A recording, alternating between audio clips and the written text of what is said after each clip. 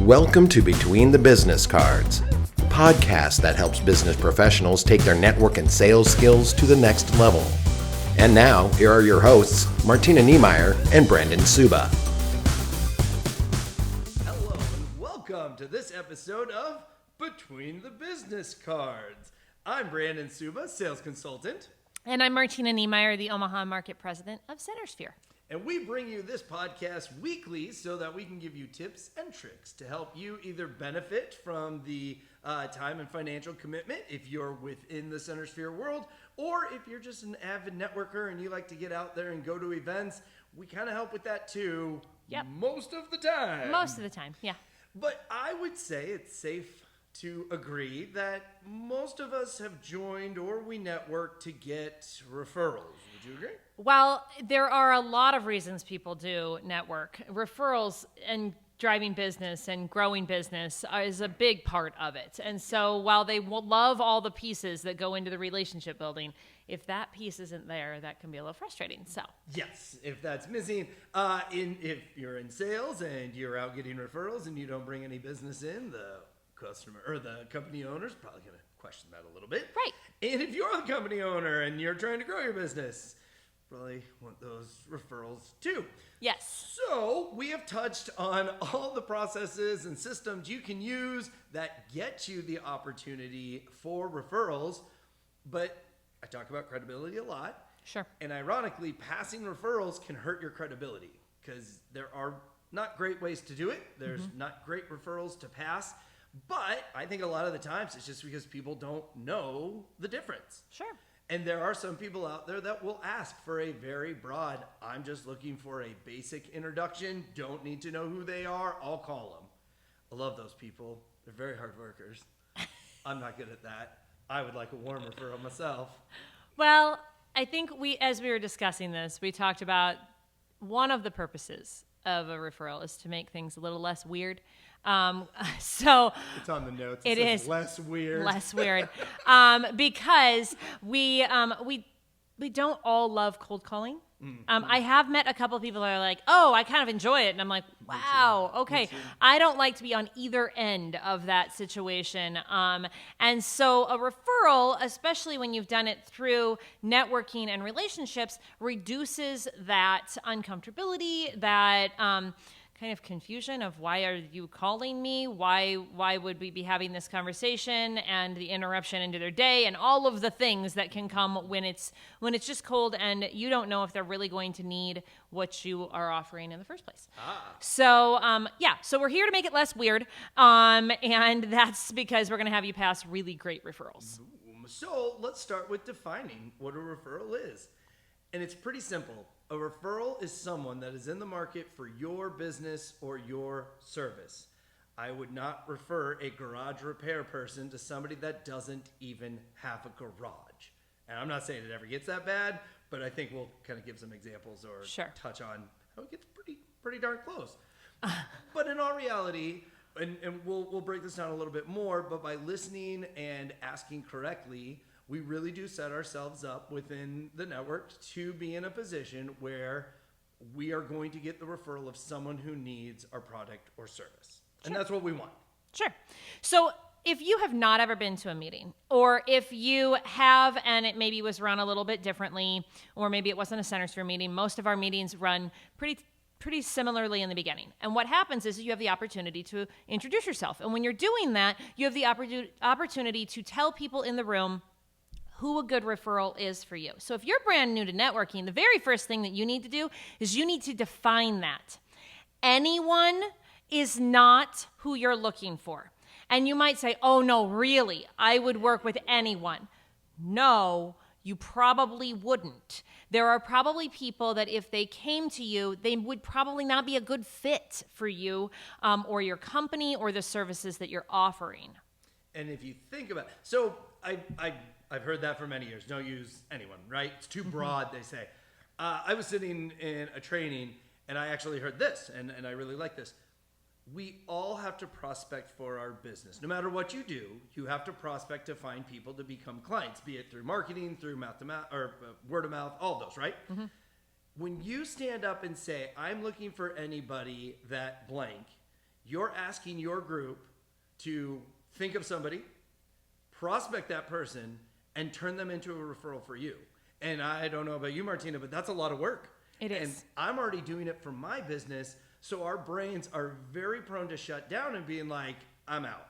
So I don't think it's necessarily too broad. I think it's actually asking too much of your group. That's a good point. To zero in on that. So that's why they say specific is terrific. And if that's copywritten anywhere, I'll pay you a penny.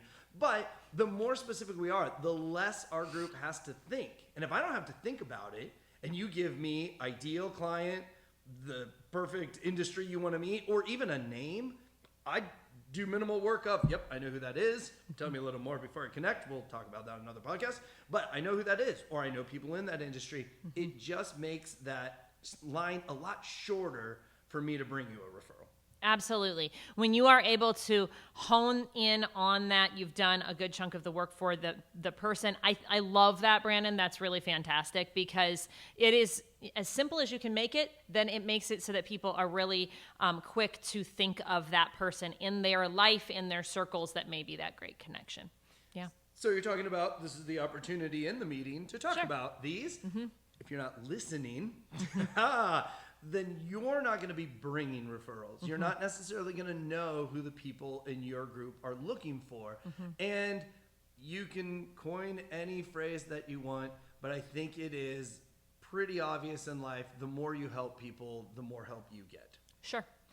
And I think that part of that listening process, and we are probably going to touch on this a couple of times throughout the times that we're talking, is when you're listening, you need to be actively listening. It is really hard if I am checking my email, if I'm checking my fantasy team, if I'm checking, it's football season right now. If I'm checking, the latest stocks, if I'm checking the weather, whatever it happens, which is all happening on your phone. Okay. Stay off of your phone during those introductions because it's your job to be listening for what other people want you to pay attention to. They might be giving a great example of, how they helped somebody who was an athlete that got injured and they were able to get them back on the field faster. And you happen to have kids in sports that this might have just happened or will just happen in the future that you want to have a good referral for them. And if you're not listening to that, you maybe don't even know that they help kids that are athletes, and you might just think that they do this other thing over here. Maybe you think they like to help elderly people instead of, young athletes. I have no idea. Just as a very broad example there, but if you're not paying attention, you miss out on that. So listen actively to what other people are needing as well. They'll appreciate the attention. I'm going to make a public confession. Okay. I'm sure you're excited. I am. We were at a meeting together last week. I don't really care when we record. We're probably at meetings together all the time last week. We are. But we were. And somebody requested that the group that we were within go and like their Facebook page. And I picked up my phone and I did it. And then guess what I did?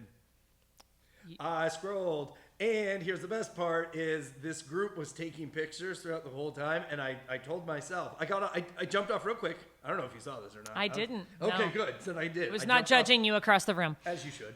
But no, I jumped off really quick because I realized I don't want to be the one person on my phone because the meeting, very intricate and everybody was very engaged. Yes. So I definitely would have been the one. So even knowing it can be very hard. And again, I was doing something that a visitor member asked to do. So do watch that. I do love the active listening. Yes. It takes effort to active listen by all means. Okay, so we are listening. And you hear something that someone says, and you think okay, I think. But the problem with that is you may disqualify or qualify something that isn't good within the referral because you're not 100% sure. Sure. There's two ways you can deal with this.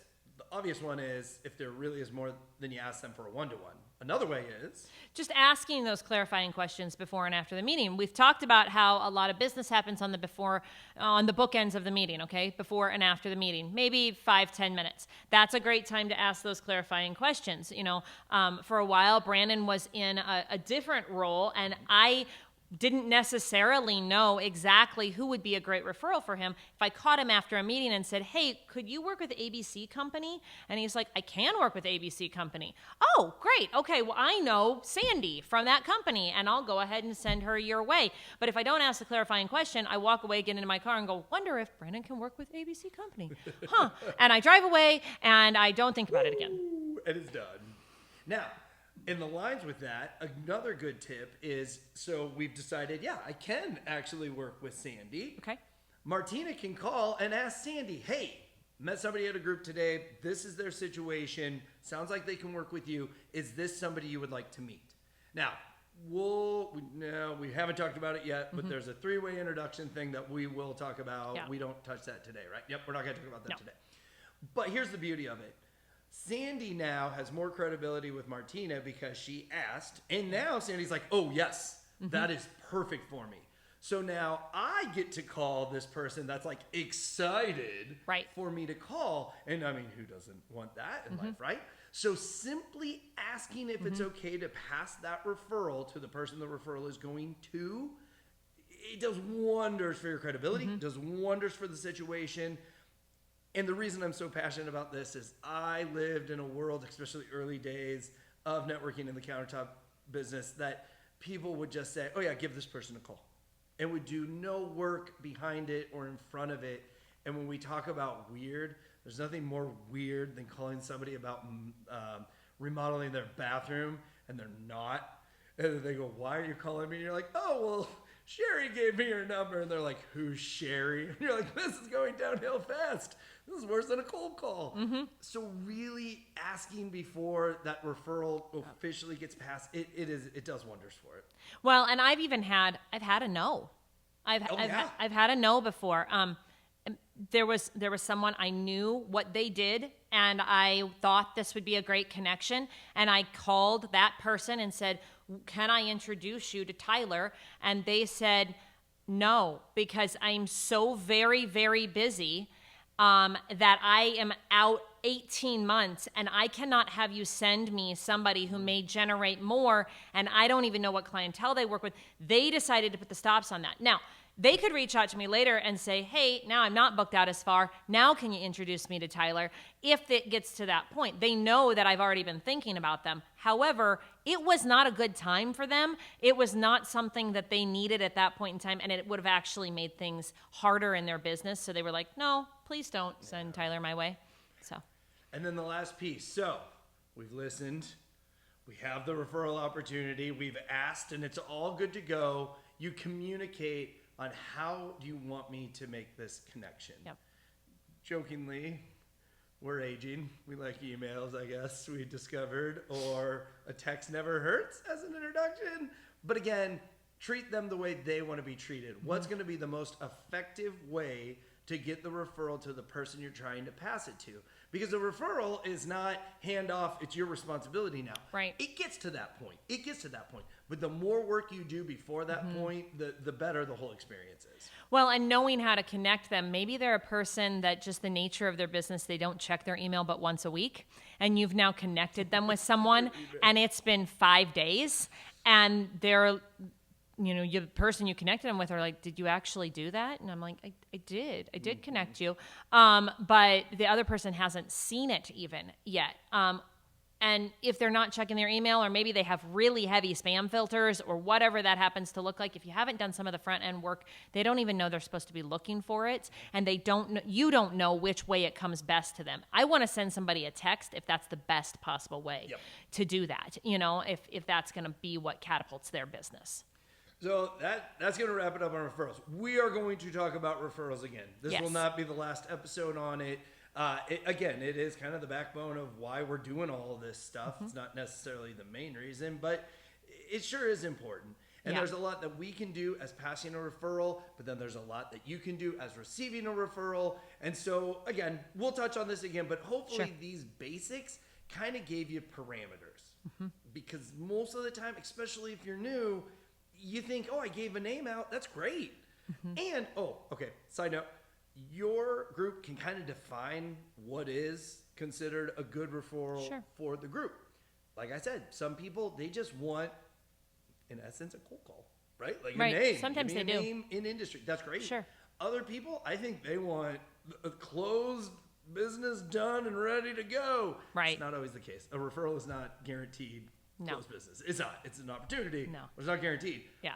But your group can define what that looks like. So again, everyone's keeping their credibility strong because they're doing the things the way that everyone has agreed to. Yeah. All right. Well, please share, like, post. You can give us comments. We'll reread comments. And if there's something you want us to talk about, we'll do it. Maybe not right away. We actually have quite a bit planned out for this season coming up here. But we love to hear from you. And then again, we are on the YouTube, Facebook page. Yes. No, wait, that's not it. That's two socials. We're on the Centersphere YouTube page because we do record these. So if you want to see our funny reactions and our nice white smiles, it looks so white on camera, and I love that. Yeah. We would love you to go that route. And then, of course, if you like us on there, you'll get a heads up when we post a new one. Awesome. So with that, we will talk to you on a future podcast.